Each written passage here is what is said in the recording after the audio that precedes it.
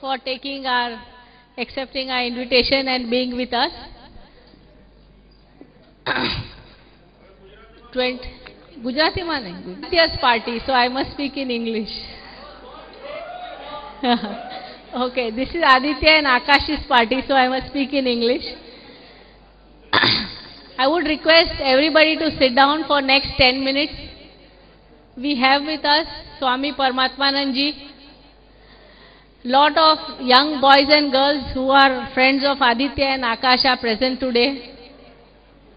There are many things which we as parents would like to tell our children to prepare themselves after they are 21. And I thought no person better than Swamiji could really. Thank you very much, Swamiji. I will primarily address to them, so if I look more on that side, don't feel bad, okay? They say that human life is very rare. From both the standpoints. One, from the religious standpoint, as you must have heard, from 84 lakhs of species, they call it 84 lakh yoni, emani ekash. From the scientific point of view, if you accept Darwinian theory, it took millions of years for the life to evolve and come to human. Unicellular, bicellular, multicellular, went on and on. Finally, chimpanzee and monkey.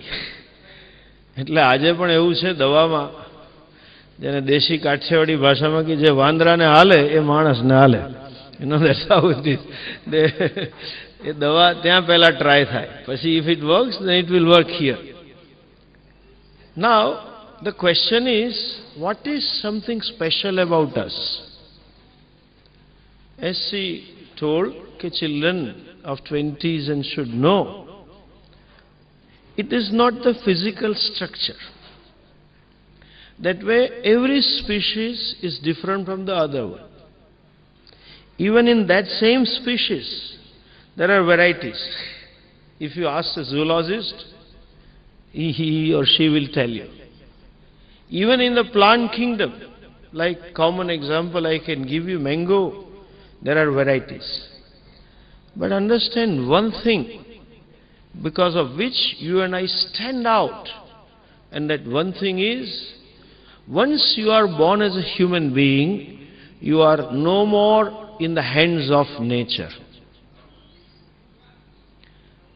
If I say traditionally, of all those 83 lakhs and 999 yonis, they are programmed yonis. They have a software. And they are cut out, if I use your jargon, they are cut out to behave the way they are made. And therefore, they don't need any knowledge, they don't need any learning, they don't need even a Swami to talk to them.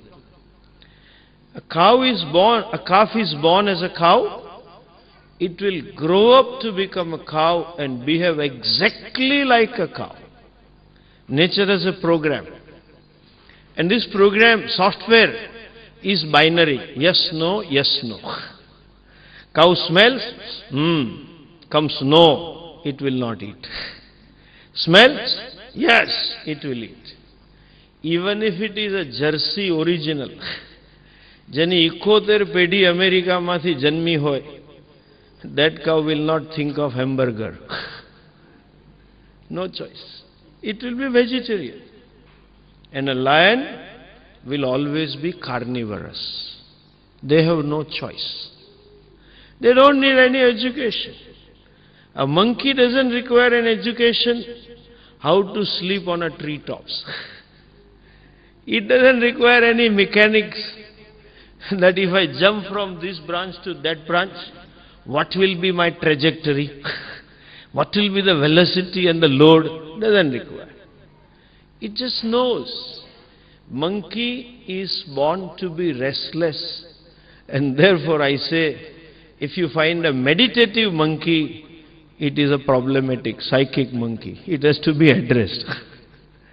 But we, the human being, have choice to make our life. You have freedom. You are no more in the hands of nature.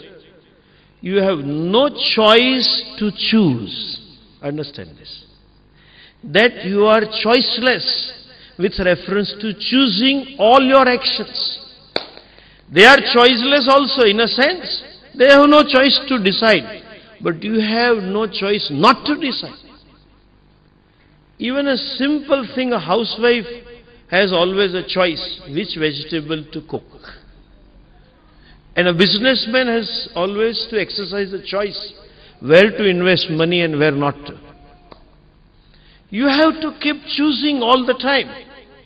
And when you are choosing, when you are doing by yourself, there are two possibilities.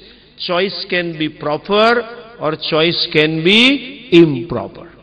I will not use the word right or wrong. It can be proper, it can be improper. Like even if it is a remote controlled car, it is always right wherever it goes. But if you have a free will, like four-wheel drive, if you have a free will, that means one must know the matrix, one must know the parameter which decides what is right and what is wrong. One. And you have to decide. Another problem with human being. I and you, each one of us has to decide about our life goal. Which again, they don't have a choice. Their physical needs, biological urges, and security taken care of, the animal has made the life, full stop. They are not blessed with the capacity to desire. You and I have a freedom to desire. You and I have a freedom to think and know. And you and I have a freedom to act. I can decide my action. And therefore, it becomes more incumbent upon ourselves that we should be clear about the goal of the life. As I said in the beginning, human being is no more in the hands of nature. Once you are born as a human being, you are free from it. Nature has given you freedom. And whatever control or whatever limitations you have, even as a human being, because of the parents, that also goes once you are 21. I am 21. And not only 21, with more intelligent children like Akash, from 14 also they will say, Mommy, I will decide. You don't keep advising me all the time. That means what? Even as a baby, look at this basic human urge. A baby of 2 years old, just 2 years old, wants to be free. Mummy or parents tell baby, come on, I'll help you in this. No, I will do it independently. Baby doesn't want the hand to be held by the parents. I will walk independently. Even younger baby, look at this. The baby doesn't know which is right and left in terms of shoes. Invariably the left leg goes to the right and right leg goes to the left. And as a parent you tell them, come on, I'll help you. Baby will say, no, I want independence. And that independence one achieves along with monetary independence. No doubt, human kid takes a lot of time.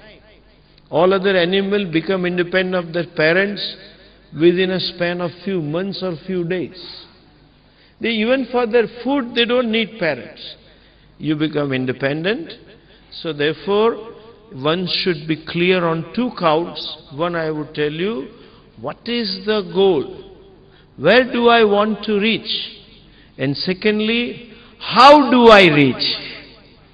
Because the goal can be proper and improper, and equally the means also can be proper and improper. For a proper goal, one can go for improper means. And for an improper goal, one can also employ proper means. So 4 possibilities. Clarity about the goal, clarity about the end, and clarity about the means. Now the last question comes, what is it, what is that ultimate goal? In other words, if I use your word, what is the ultimate ambition? Or I put it in other words, what is it that every human heart yearns for it? Whether it's an Indian or American or African or European, whether a male or a female, young or old, what is it that you and I want basically? That is only one thing you and I want. If I put it in our Shastric language, called as moksha, or in other words, each one of us wants to become happy. All our pursuits are for happiness. When I was young, when I was kid, I wanted those toys. For what?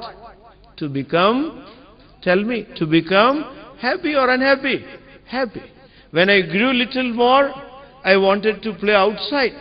I wanted tricycle and few more games. To become happy or unhappy?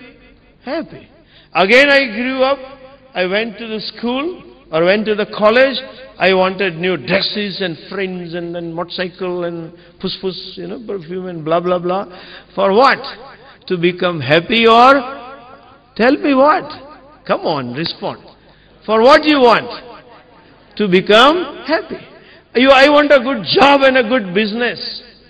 Is it for happiness or unhappiness? Happy. You want to become happy or unhappy? With money?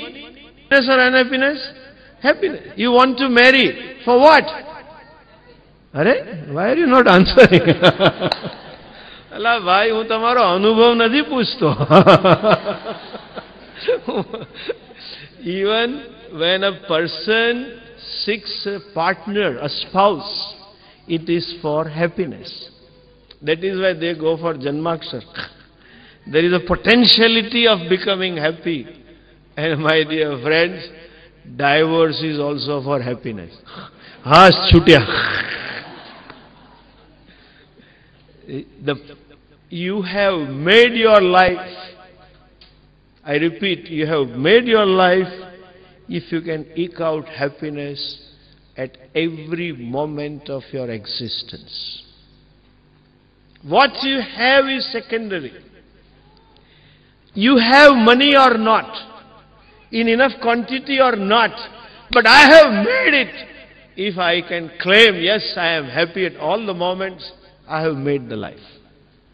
And if you have billions and billions, and having acquired all that, and you feel I should not have, that means you have missed the boat.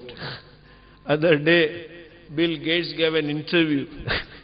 When he gave away all his wealth to that foundation, he has uttered these words, not exactly, I don't know the exact words, but implying, had I known this much wealth will bring so many problems, I would not have worked for it. Understand, this thing you be clear, what you have, listen the sentence carefully. What you have and what you do not have is not important. What you are is more important. And what you are, not to the world outside, to thyself. You may create an image of front to the world. I am goody, goody, goody, goody. Like typical American, honey, honey. And next day they are going for divorce. Honey, Madhumasi goes on. Not that. What you are to yourself. So when you are going for an independent life, I just would tell to our friends, young friends, be honest to yourself and question, am I all right? In my own vision, in my own perception, in my own self-estimation. How do I rate myself? They keep rating the companies, they keep rating the performances, but how do I rate myself?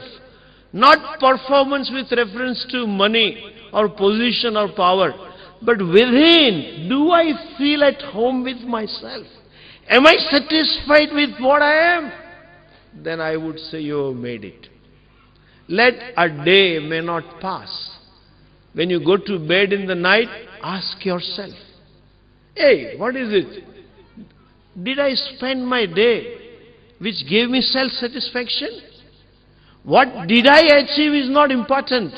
The bottom line is, what am I with myself? That should be the goal. And coming back to the means, what are the means? This is simple metrics for about right and wrong, for proper and improper, dharma and adharma. Very beautifully said by Ved Vyasa, Atmanah pratikulani paresham na samacharet. I said in the beginning, the bottom line is, I want to become happy. Not only I want to become happy, each one of us want to become happy. So, in my pursuit of happiness, I should be careful enough not to trample upon others' rights and demands. That means, I become happy in everybody's happiness. A person, a human heart, listen this last point carefully. We generally think, whatever others are, I don't care. I am all right, I got money. A human heart can never enjoy if the people around him are unhappy. That is why you Bombay people know well. Whenever there are crossroads and there are light signals, immediately from nowhere, Saab, Saab de do, Saab de do, they keep begging. And suppose, even though you are sitting in air-conditioned car, the glasses are there, and suppose you are eating, I tell you, you will not be able to take a next bite till the car leaves. You can't see that sight. You can't tolerate somebody hungry in front of you and you are making merry. It is like exactly somebody offering you an apartment worth 10 crores right in the middle of Dharavi. My happiness, my fullness always depends on the happiness of the people around. And again, you can make the life if the paradigm of people around grows right up to nation. At the moment, paradigm is me and my wife and my mother and my father and my brother and sister. This is Indian perception of extended family. Ultimately, the whole world, and that is what our rishis said, Vasudhaiva Kutumbakam, or the prayer that we have, Sarve Bhavantu Sukhinaha, Sarve Santu Niramayaha, Sarve Bhadrani Pashyantu, Ma Kashit Dukha Bhav. We should employ those means by which Kaschidapi, Kopi, Jantu Matram Api, Dukha Bhak na Bhavet. They may not become unhappy. And if that is the means, you will have tremendous self-contentment. If you employ shortcuts, if you cut the corners from the world outside, in others' perception you may feel you are okay. But inside there will always be a sense of guilt and hurt. A person living a life of dharma will not have this, and he or she will make life. So on this occasion, I really pray to God for all these our extended Akash and for the friends of both the children, that may you be honest to yourself. Just be honest to yourself. What others are, don't worry. Let government officials be what they are. Are you honest to yourself? And then, are you considering this, that my happiness depends upon the happiness of people around? If that way you live the life, I am sure you have made the life. And on this occasion, I am sure with the background, the upbringing, and the parents that they follow these values, both Dinaben and Asit Bhai committed to this kind of lifestyle, In our technical Shastra words, we call it dharmic way of living. May both the children continue that legacy. And just now, Akash, he is a very jovial fellow. And I go well with him, cutting jokes. So when I met him first time, I said, "Hey, you've grown tall." "I'm tall." He typically said. Then Dinaben was with him, and I said, "Oh, you're taller than Mummy." He said, "Swamiji, I am taller than everybody." I like that. On this occasion, I wish that may you be taller than everybody in terms of adhering to values. May you be taller than everybody in terms of sharing the happiness, sharing the goodwill, sharing the good things. And may you grow not only physically, but psychologically, cognitively with these blessings. I really thank you very much, and in particular Dinaben, so that I can share my views with children. And I add one more point, okay? What others feel about you, I don't know. Generally nowadays people tell, આજકાલ છોકરાઓ બગડી ગયા છે, આજકાલના છોકરાઓ આવા છે, વગેરે વગેરે. All sorts of things you must be hearing. I will confess this. I too had those opinions up to 1994. When I started working with children, I think you are much better than what we were, okay? And I find that you are more competent. Modern children are more intelligent and more focused. And you are more rational than what we were. But let that intelligence, let that rational capacities be employed for something productive, not just arguing out with brothers and mummy and all father, just for the sake of argument. No. Why? That not be the case. And may you grow taller than all of us with these blessings.